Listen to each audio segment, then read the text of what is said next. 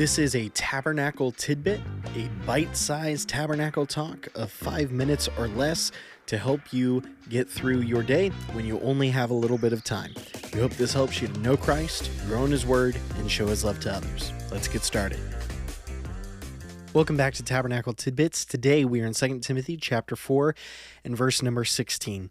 We're going through the Apostle Paul's last letter, if you will, kind of his last will and testament that he writes to his son in the faith, Timothy. It's the last letter we have of his before he dies, and he tells Timothy this in 2 Timothy 4 and verse 16 here at the end of the letter. He says, "At my first defense, no one stood by me, but everyone deserted me. May it not be counted against them." I'm going to read that one more time. "At my first defense, no one stood by me, but everyone deserted me. May it not be counted against them." Here, as Timothy is as Paul is recalling to Timothy, he says this: "When I was here on trial before Nero in Rome, I'm giving a defense of why I have appealed to Caesar, why I am imprisoned here in Rome. And when I gave the answer for why I was there," he says, there were no other Christians that were with me at that point. He says, "No one stood by me, but everyone deserted me." They all left. They separated connection with me. If you will, they abandoned me. For many of us, that might be where we end the verse.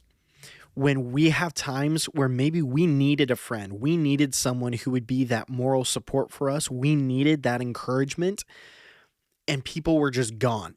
And so we would say with Paul, when I needed people, no one stood with me, but everyone deserted me. And that would be where we would end. But then I love what Paul says at the end of the verse. He says, "May it not be counted against them." He says, I don't want other people here for counted against them.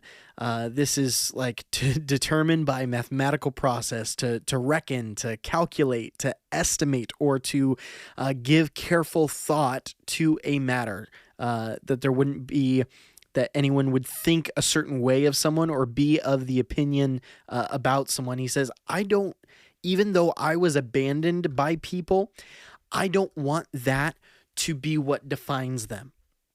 He says, all of us have tough days. All of us have times where we should be stepping up and we shy away. But Paul says, I don't want you, Timothy, and I don't even want the Lord to hold it against these people for having, if you will, an off day, for having a time of failure. Now, this is a different Paul than we interacted with in the book of Acts, when John Mark abandoned Paul and Barnabas on their first missionary journey. That then on the second missionary journey, Barnabas wants to bring John Mark again with him, and Paul says, no, he abandoned us once, he'll do it again, and so he even separates from Barnabas, not just John Mark, and he goes with Silas on the second missionary journey. And I think it is amazing now that Paul has reached a point of maturity in his life where he doesn't have to have vengeance for every act of sin and failure and betrayal that people have against him. That is a Spirit of God change inside of a person. For you or I, we might not be there yet, but I want you to know that looking at Paul's life, this wasn't always who Paul was. And so that can give us hope that God can change you and I, that we don't have to be angry, vindictive, vengeful people who always have to get even with someone else, but God can spark forgiveness in us. That just like Jesus on the cross said, Father, forgive them because they don't know what they're doing. Just like Stephen being stoned at the feet of Paul as the religious leaders of the day were killing Stephen for what he said about Jesus, and Stephen looking up and seeing Jesus enthroned said, Forgive them because they don't know what they're doing. Here, Paul says, these people that wronged me, they should have stood by me. They should have not abandoned me. He says, but I don't want it to be counted against them. I don't want people's opinions of these people.